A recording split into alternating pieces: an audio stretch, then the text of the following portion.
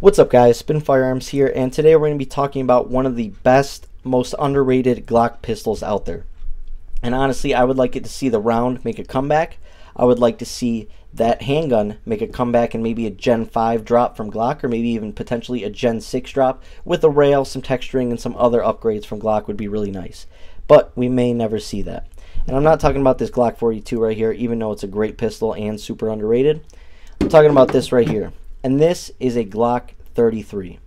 Now, what is a Glock 33? It is chambered in 357 SIG. But before we get started, hit the like button, drop a comment down below, and subscribe. This handgun has been safety checked and cleared prior to the video and is good to go. Now, one of my favorite work carries and my main work carry is this Smith & Wesson Shield in 357 SIG. But if you watch the channel, you already know that. Now, I don't carry it with this mag. I carry it with the flush mag, but I was carrying this weekend, and this is the exact setup I was carrying. It's colder here, so I can conceal it very easily. Now, what is 357 SIG? Well, 357 SIG is actually a bottleneck cartridge right here. It has a 9mm size projectile with a 40 width casing, right? So you have all this extra power and powder going behind a smaller, lighter projectile. Now, this is a Civil Liberty Defense round in 357 SIG. The ballistics are insane on this particular round, and it's a great way to save some weight while carrying. But anyways, this is my work carry. And the main reason is if you have a 3.1-inch barrel, your best velocity is going to come from a 357 SIG. Your best speeds, your best overall performance, stopping power, all that stuff will come from a 357 SIG over a 40 or a 9 or a 380 in a 3.1-inch barrel. That's just facts. And if you want to go see how 357 SIG performs, check out a YouTube channel called AZ Airgunner. He puts on awesome ballistic testing, and 357 SIG tends to be one of those rounds that just does the trick. Now, on top of that, when you pair it with a Glock, you have reliability with a beast of a round. And the Glock 33 has a 3.4-inch barrel, so you're getting even better speed, better velocity. Now, what is the capacity? With a flush mag, it's going to be sitting at 9 rounds plus 1. So you have 10 rounds of 357 SIG, which is a devastating round, especially with the ammunition nowadays.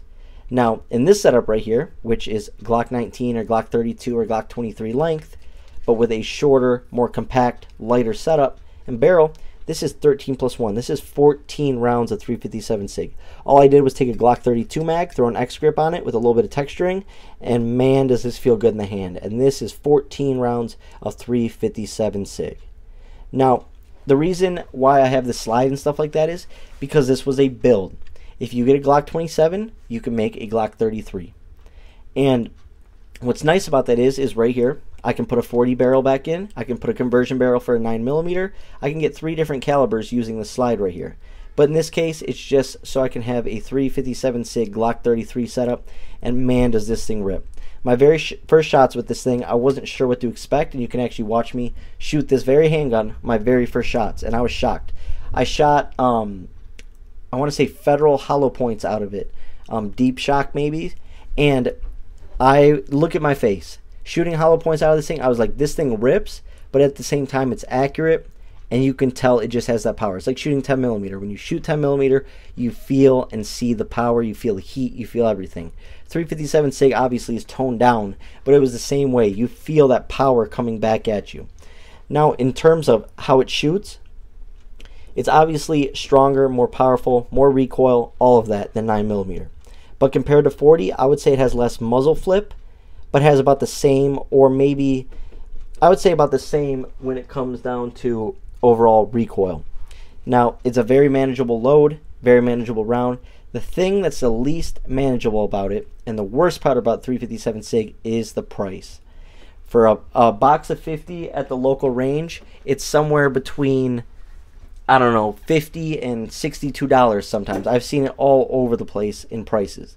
Online is where you have to buy 357 SIG, and you have to buy it in bulk. So what I do to minimize pricing, because I do carry this a lot, I carry this 55 to 60 hours a week, what I do is I buy in bulk, and I take my carry with me, and I'll shoot a couple mags each time at the range. I don't go crazy. I don't dump hundreds of rounds of 357 SIG. I make sure I'm good. I make sure my ammo runs, my hollows run, and then I'll train a couple mags out of it each time, because this is a handgun that I consistently carry and that I consistently trust my life with, and I always want to make sure I'm up to par when it comes to shooting it. So that's how I do it. But other than that, the price is the worst part. If you like to shoot a lot, 357 SIG maybe isn't the best answer.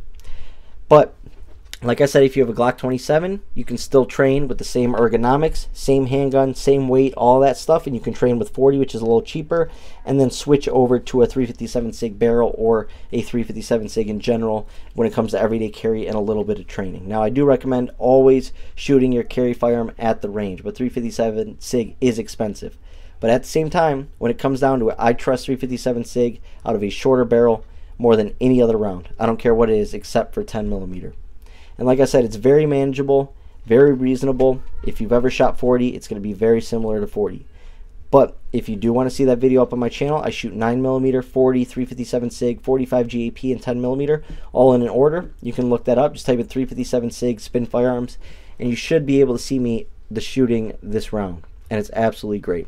In terms of hollow points aren't too expensive.